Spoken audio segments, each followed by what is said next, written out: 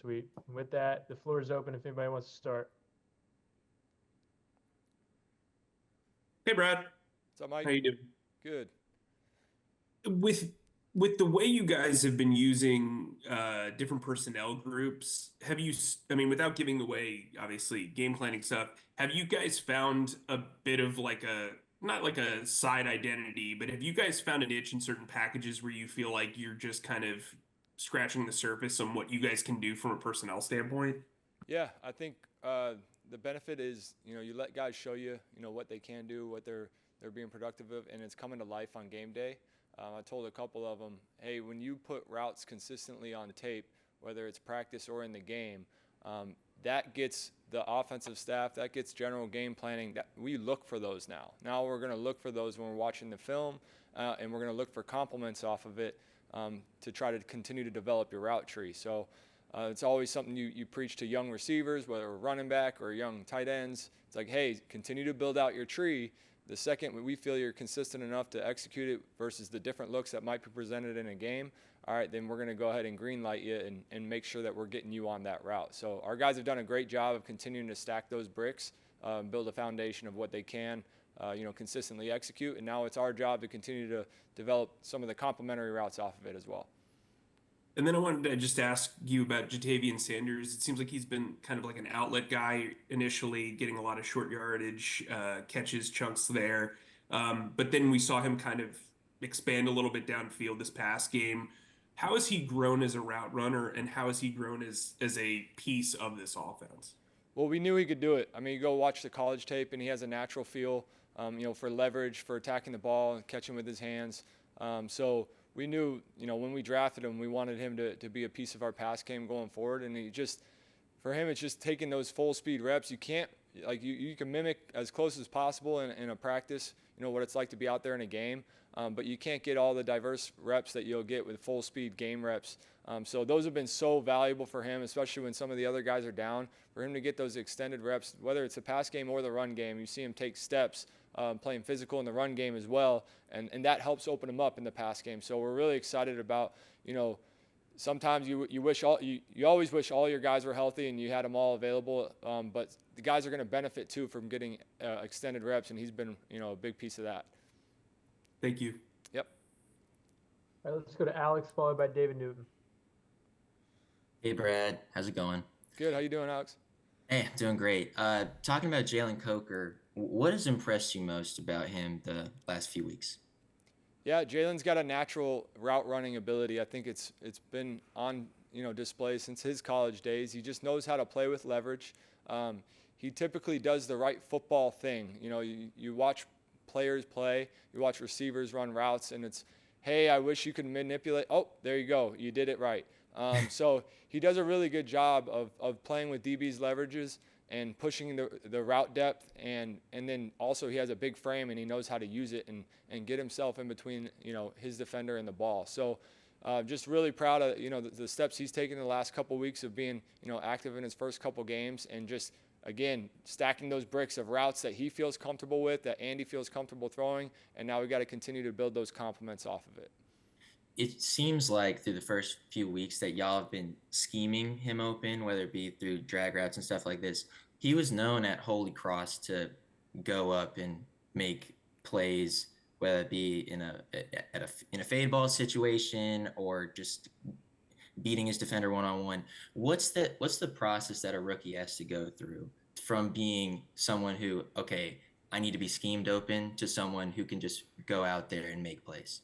Yeah, I think there's always, we're always looking for who's the right guy to put in certain areas within a game plan. And Jaylen does have a diverse route tree that he's able to do. And you just have to continue to develop his understanding of how are we moving you around formationally, motion-wise, what's the split detail that's going to give you the leverage of the DB or get you away from his help and coverage. So those are the little details we continue to develop with him to make sure that we can continue to add more routes to his tree, because he can do them all. You go out there and you play schoolyard ball. I don't know how many people that are going to go cover Jaylen Coker, because he had one of the biggest verticals in the draft last year, right? He can go up and pluck it. And when he was on scout team the first couple weeks, I laugh at it because like Friday we give way to the DBs, right? Friday when you're running scout team O, you say give way to any jump ball situations like that. You give way to the DBs. Well, there's a handful of times where the balls were going over the head, right? It looked like a throwaway, but there goes Jaylen, like it's still catchable for him. So there's cool instances where he shows a natural ability to go up and attack the ball and use his body and his frame.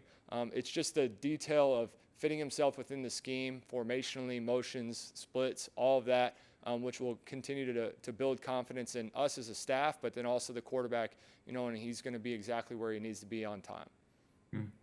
Wonderful. Thank you. Yep. Hey, Brad, David here. Hope you're doing well. To ask you, what goes into the scout team quarterback trying to imitate the opposing team's quarterback? How much study goes into that, and how much are you involved? They meet with them. They try to help our guys understand. It's not just the quarterback. It's really the whole team. They'll meet with them and try to give them an understanding of, hey, this is the scheme they're trying to accomplish. We know this week this quarterback likes to break plays, so they might devise some, say, hey, a couple of these things. If the play breaks down, we want you to break contain. Fortunately, all of our quarterbacks are good at doing that, so they can imitate anybody they want from a week-to-week basis. This is a cool week, right, with a guy who plays off schedule really well, and then Bryce does a great job of that on his own as well. So the imitation game is every week, when you're on scout team, but that it starts with the defensive staff trying to project to them, hey, these are some light concepts that you guys might have. This is how they like to do them, and then our guys do a good job of kind of absorbing that and applying it to the field. So how much study does Bryce or when Andy was the scout team, whoever was the scout team, how many hours do they have to put into studying the opposing team's quarterback to get it down, you think? Yeah, we still rely on our defensive staff for that. So they're gonna project all the study for them, show them some clips, give them kind of. We like to have our meetings with Burko, Mike Bercovici, Dean Petzing do a great job meeting with their support staff, and Bobby and Mayer and those guys to make sure, and Alir Amini, to make sure, like, hey, what would you guys call this? What kind of protection would you guys run here? So really, they're not wasted reps for us as like an offense. They get to run some of our stuff, how we would call it, use some of the techniques when they apply, and it's kind of a mirror of what we would like them to do. So they're out there not just running scout team reps, giving good looks for the defense, but they're also playing fast because they're running our concepts that they know. Okay, and this is the last question. Who's the hardest quarterback in the NFL to imitate?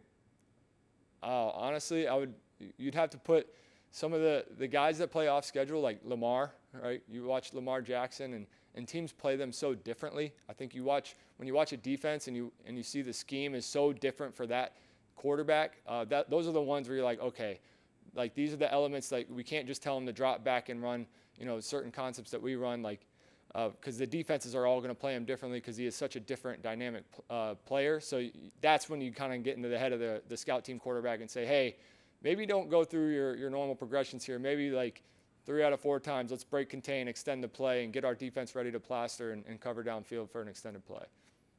That would have been my guess too. Thank you. We got time for a few more. Let's go to Darren Gant and finish with Joe Person. How you doing, Brad?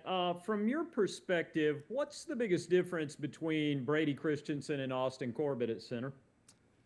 Corbs has a lot of experience in this mid-zone world. Brady is well-versed at every position. Corbs has as well, but his involvement in the interior, he was great at just kicking off this mid-zone world that we're trying to get going, getting our points right and communicating that out. And Brady soaked it all up with the understanding of how all the pieces fit because he's literally played outside in every spot. So really hats off to Brady and, playing center and being able to communicate these things, get us all, on the same page. But I think the biggest difference there is just, Corbs, like it's just another rep for him. Brady's going through that. He's learning, the kind of the nuances of when we change the picture a little bit, here's where we want the point to be, the declaration to be, and then the protection scheme, always a little different when you're driving it from the center position than hearing the call from the tackle or guard spot. But he's done a really good job of owning the communication and leadership of it. I think it's a huge notch in the belt for him. What's the toughest part about that communication part of learning how to do that when you've never done it before? Yeah, I think he's got to go through a lot of mental reps of watching the tape, what would I call here, and just spit it out, right? And then keep going back through it. Because even if it's not the exact right look or that we gave to, in practice, or it might not be the exact right point, we need everybody going together. So he's got to be able to get that call out confidently, loud enough for the guys to hear, so we can all just get the process started of getting on the same page. And then Andy will help to drive some things in the protection game, but in the run game, he's been pretty spot on as far as getting our points right, and getting all the guys, able to make their calls inside out as soon as possible. Thanks, Darren. Brad, good morning. Good morning, Joe. Hope you're doing well. Question about Jonathan Brooks, and wondering how involved you were in the pre-draft evaluation of him, and any kind of cool stories from meeting with him or watching tape of Jonathan. Yeah, we met with him, and he's just a professional. I think for him, like, that's carried through this whole process of him coming back from an injury. The tape spoke for itself. One of the best backs, if not the best back last year, in college ball up until that injury. But hearing him talk about his teammates, I think he was obviously surrounded by a lot of talent. They're still a very talented team at Texas. They were a talented team, 2 years ago as well. We asked him about Bijan and Roshan and some of these guys he had to sit behind patiently, and he had nothing but good things to say about him. He said, it wasn't his time. He appreciated watching those guys operate, watching how successful and how good they were at their craft. And he also said it with confidence and saying, I knew when I was going to get my turn, there was going to be no step down because I'm confident in my abilities, but he didn't let it affect his mentals while he was waiting in the whims. So I think that was a really cool thing for, to hear from him, a really mature outlook from a guy who, he had to wait at Texas, then he had a lot of success, and now he's had to wait a little bit here with the injury and the rehab. We expect him to have that same approach once he hits the field. He looked good yesterday. He's playing fast. He's had a great transition, coming back. So we're just excited to have him out in the grass running around. And the other day, Chuba said he has a complementary running style to Chuba's. Would you agree? And if so, why? Yeah, I agree. I think all of our backs do a great job finishing. I think Jay Brooks, with his size, will naturally do that.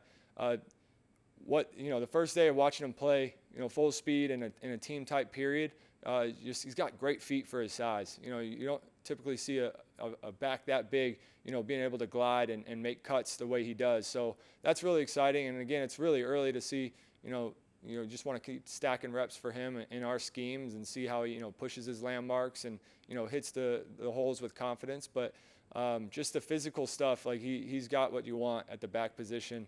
Chuba's obviously, he's a hammer, and he's very decisive in the way he runs. And, hopefully all of our backs feel that way. But so far Jay Brooks he's checking those boxes as well. Thank you. Yep. All right. Thanks, Coach. Appreciate it, Dylan. See you guys.